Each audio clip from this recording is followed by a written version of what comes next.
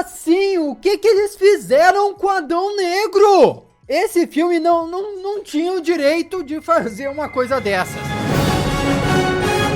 Olá, como vai? Tudo bem? Eu sou o Miguel Loquia e não pode. Esse filme não tinha o direito de ser do jeito que é. Eu fui lá assistir um filme que era pra ser só um filme de super-herói do The Rock. Sabe, cenas de ação, coisa explodindo, porradaria, uma historinha simples, sabe, só pra agradar, só pra emendar as coisas. O principal era só uma porradinha, isso, ação. Era isso pra ser esse filme. Mas acabou sendo um filme incrível! O que foi Adão Negro? Um baita filmaço com muita ação, sim, com muito The Rock, sim, mas que apesar de cair nos clichês de super-heróis, usou os clichês, ou melhor, todos os clichês possíveis de forma muito bem feita. É tipo assim, vamos fazer aquilo que já é esperado, aquilo que todo mundo já conhece, mas vamos fazer da melhor forma possível. E isso é uma coisa que já se pode falar com segurança sobre Adão Negro. É um filme que sabe muito bem que tipo de filme que quer ser. É um filme de super-herói, com muita porrada, com muitas frases de efeito, com muitas mensagens inspiradoras para as pessoas e tudo mais, mas que não tem vergonha disso. E tá ótimo, tá se assumindo um filme de super-herói raiz. E isso é maravilhoso. Eu acho que isso vem muito também das origens do The Rock. O The Rock vem lá do WWE, onde existe esse espetáculo em volta da luta e que para as pessoas que assistem de fora vão ver aquilo e vão achar, pô, meio ridículo isso. Mas faz parte do espetáculo, toda a encenação, toda a brincadeira do vilão, do herói, dos lutadores ali e tudo mais, faz parte daquele estilo de espetáculo. Eu acho que o The Rock entrou nesse mundo de super-heróis com essa mentalidade. Peraí, o que torna um filme de super-herói super-heróico, sabe? E colocou tudo isso nesse filme e performou tudo isso nesse filme, mas não com vergonha, sabe? E sim com orgulho do que é. Sabe umas coisas que a gente via muito nos filmes de super-herói dos anos 2000, principalmente, e que às vezes a gente vê hoje em dia também, que são umas histórias de super-herói, onde parece que os personagens ou os escritores têm vergonha do material original, têm vergonha de ser uma história de super-herói que eles estão contando, e aí mudam o material original para dizer assim, isso aí é muito tosco. No mundo real é assim, é mais realista. Estamos contando uma história, uma versão mais realista daquele negócio tosco dos quadrinhos. Aqui não. Em Adão Negro, parece que eles assumem a parada cartunesca, épica dos quadrinhos e melhoram isso. Não existe uma preocupação de tornar a história dos super-heróis realista simplesmente por ser mais adulta e por vergonha de ser ridícula, mas sim um esforço para tornar a história dos super-heróis mais realista, simplesmente para nos inserir mais naquele mundo e tornar a mensagem ainda mais poderosa pra gente. Esse filme aqui não vai ter spoilers pesados do filme, eu só vou comentar sobre as coisas que já dá pra saber vendo os trailers, porque tem muito a se falar sem precisar falar das minúcias do que acontece no filme em si. E mesmo quem já assistiu o filme vai entender as ligações que eu vou fazer aqui. E pra conversar sobre muitas dessas coisas, eu preciso falar dos personagens. E o primeiro desses personagens é o botão de se inscrever no canal. Então clica aí em se inscrever, ativar as notificações. Pô, me dá essa força aí se você for novo por aqui. Adoraria ter a sua companhia aqui com a gente também nos próximos vídeos. E aí você se torna parte da família Loquia, onde a gente tá sempre conversando sobre esse mundo de super-heróis e de cultura pop que a gente adora. Ia ser muito bom ter a sua companhia aqui com a gente nos nossos vídeos. E também, se você já faz parte da família Loquia, deixa seu like aí. E aí você recebe de volta o meu muito obrigado, o meu grande abraço. pra gente começar a falar dos personagens. Falando dos heróis primeiro, tá?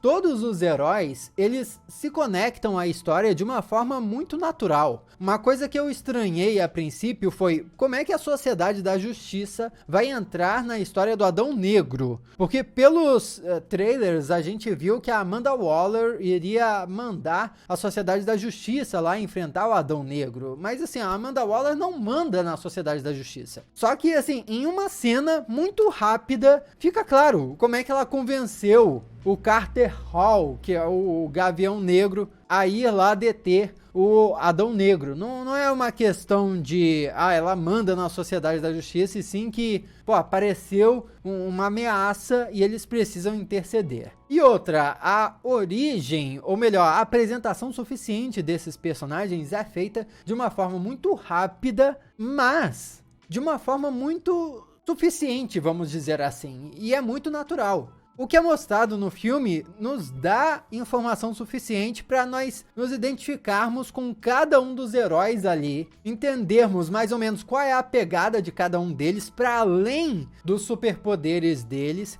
e mais, ainda deixa um espaço aberto para eles serem mais desenvolvidos em filmes futuros. Eu não diria nem, assim, para fazer filme de origem de cada um deles, mas daria, sim, para fazer mais filmes da Sociedade da Justiça. E eu acho que seria ótimo. Esse filme, de fato, parece a abertura de um novo universo, uma nova era para DC. Porque esse filme tem um clima, e eu não digo nem só visual, não. Porque visualmente Adão Negro realmente é diferente dos outros filmes da DC. Ele é claro, mas ao mesmo tempo não é tão colorido. Porque ele tem uma paleta de cores mais amarelada, mais envelhecida, para combinar com a temática do Adão Negro. Mas nós entramos aqui num universo da DC que parece um universo bem diferente do nosso, onde super-heróis já são bem reconhecidos. A Sociedade da Justiça é apresentada como um supergrupo que já existe há um tempão. O Adão Negro é essa lenda que já existe há um tempão. Então assim, é um baita universo que existe aí.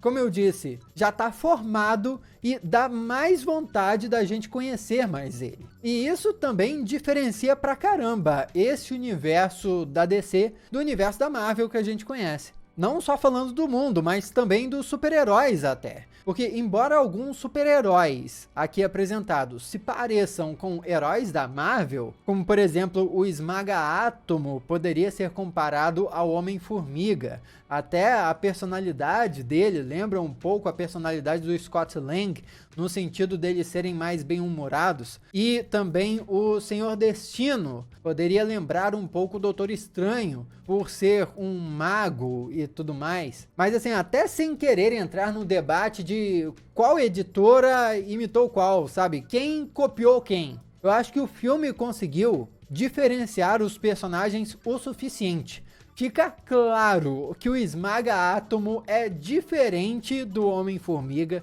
e que o Senhor Destino é bem diferente do Doutor Estranho também. Inclusive dá até a impressão que os personagens da DC no geral são bem mais poderosos que os personagens da Marvel. E eu não falo isso nem no sentido pejorativo, não. Falo no sentido que é o posicionamento das empresas, dos estúdios, o que é excelente. A Marvel apresenta uns personagens mais pés no chão e a DC apresenta esses personagens que são mais como heróis épicos de mitologia. O que até combina com as localizações da DC, porque são cidades fictícias, lendas fictícias sendo mencionadas o tempo todo. Parece que nós estamos realmente entrando em um mundo mitológico. Se os próximos filmes de universo compartilhado da DC seguirem esse rumo, será simplesmente maravilhoso. Vamos começar falando então da Ciclone. Ela é uma das heroínas da Sociedade da Justiça que ganhou pouco destaque, mas foi muito interessante como apresentaram os poderes dela e também fizeram questão de explorar uma segunda característica dela, porque apresentaram ela como uma pessoa mega inteligente. E tem um pequeno momentinho do filme onde isso é mostrado. Quase nada do passado, da origem dela é mostrado,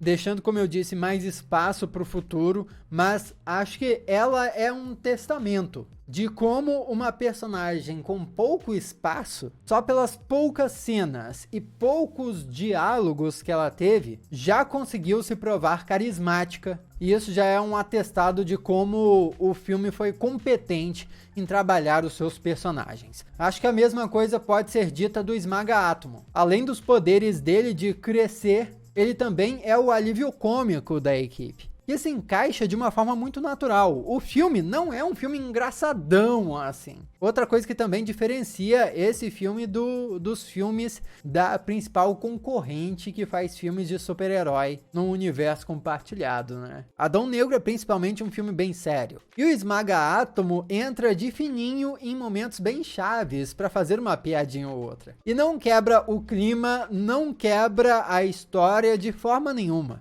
Dá para entender perfeitamente que é ele que tem essa personalidade ali. Não foi a história que foi distorcida para colocar um momento cômico. Tem também um outro personagem que é um humano sem superpoderes que é alívio cômico também no filme. Talvez ele tenha feito mais piadas, tenha tido mais momentos engraçados na história até do que o Esmaga-Átomo, mas eu vou falar sobre o núcleo humano daqui a pouco. E agora eu preciso falar do Senhor Destino. Quer dizer, você falou Doutor Estranho? Brincadeira, abriu, opa! Eles fizeram um excelente trabalho em retratar o personagem de uma forma original aqui. É extremamente importante pro filme ele, e conseguiram explicar pelo menos uma parte do conceito do Senhor Destino, que é um conceito tão complexo no meio de tanta história e porradaria. É impressionante o trabalho que fizeram com o Senhor Destino nesse filme.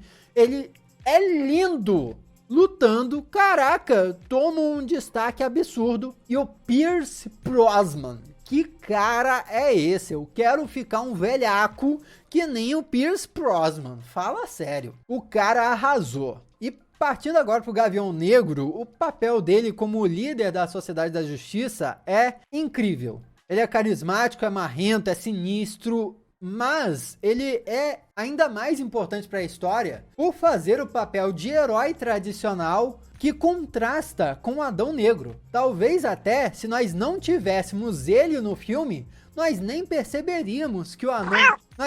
o Anão Negro... nós nem perceberíamos que o Adão Negro não era um super-herói, porque o Adão Negro, basicamente, no filme inteiro, ele só fica matando vilões. E nós já estamos acostumados a ver heróis em filmes de ação matando bandidos o tempo todo, o que é exatamente o que o Carter Hall não permite. E cria esse embate fortíssimo durante o filme todo e exatamente o que permite o crescimento de ambos os personagens, né? O Carter Hall e o Adão Negro. Isso cria ainda mais uma antecipação, porque o Carter Hall tem essa moral gigantesca, mas quem também tem uma moral gigantesca é o Superman. E o Superman é um personagem que consegue bater de frente com o Adão Negro. Imagina a moral do Superman contra o Adão Negro. Aí o bicho pega, não é? Agora falando do Adão Negro, né, o filme vai revelando aos poucos quem é esse personagem através do passado dele. Assim, quem conhece a história dele dos quadrinhos, quem viu os trailers e tudo mais, não vai ter surpresa nenhuma. Eu gostaria de assistir, de ouvir o relato das reações de alguém que não sabe nada sobre o Adão Negro, para ver como é que seria a experiência de ver esse filme mesmo, porque o filme tenta criar um mistério em torno do Adão Negro, tipo, quem é ele, o que ele fez no passado e tal, pô, é um herói, é um vilão, nossa. É verdade que mudaram a origem dele dos quadrinhos, porém eu acho que ficou até mais dramático e mais interessante, mais épico, mais intrigante, todos esses adjetivos aí. É essa revelação que nos explica por que o Adão Negro age do jeito que age. E eu achei que, sendo um filme do The Rock, no fim, o personagem poderia acabar se tornando bonzinho, sabe? O clássico super-herói que vai salvar o dia. Sem dar spoilers aqui, tá? O Adão Negro faz jus ao filme ser dele, porém, ele continua sendo um personagem complexo e autêntico. O filme até debate isso também, que existe além do clássico bem e mal. As coisas não são só esse preto no branco. É interessante que eu tô contando isso tudo e parece que o filme é mega original, mas isso tudo que eu tô contando acontece no meio de um monte de porradaria, no meio de um monte de frases de efeito, e até o Adão Negro mesmo passa por, acho que uns 3 trajes diferentes, então tudo que você esperaria que tivesse em um filme de super-herói vai ter no filme Adão Negro. Então, nesse aspecto, o filme não é surpreendente, porque ele te dá aquilo que é esperado, sabe? Por isso que vem o negócio do filme ser clichê. O filme é previsível em vários momentos. Mas isso não necessariamente é ruim, porque é um previsível bem feito. E por baixo dessa previsibilidade, tem muitas mensagens interessantes, que eu já vou comentar, mas antes deixa eu só falar sobre o núcleo humano, que é uma coisa bem refrescante nesse filme, tá? Refrescante por quê? Porque geralmente o núcleo humano, que são as pessoas sem superpoderes nem nada, nesses filmes onde existe uma escala épica rolando, esses humanos comuns são um pé no saco, são chatos, tipo assim, para de focar na história dos humanos, mostra os monstrões, mostra a galera destruindo a cidade, sabe? Isso aconteceu em Godzilla vs Kong, isso aconteceu na maioria dos filmes dos Transformers, sabe? O núcleo humano era um saco. Tinham que se focar nos robôs, nos dinossauros, sabe? Nos filmes de Jurassic World. Agora, em Adão Negro, não. Em Adão Negro, conseguiram tornar o núcleo humano bem interessante também. Eles não ocuparam tanto tempo de tela e ainda assim foram suficientes para colaborar com a história como um todo. Aliás, foram essenciais para a história como um todo. Impressionante como tudo no filme se encaixa, até o vilão, que apesar de estar no filme, no fim das contas, só para ser um saco de pancadas e ser um degrau para o desenvolvimento dos super-heróis, mas tudo bem. Sério, você não vai sentir falta.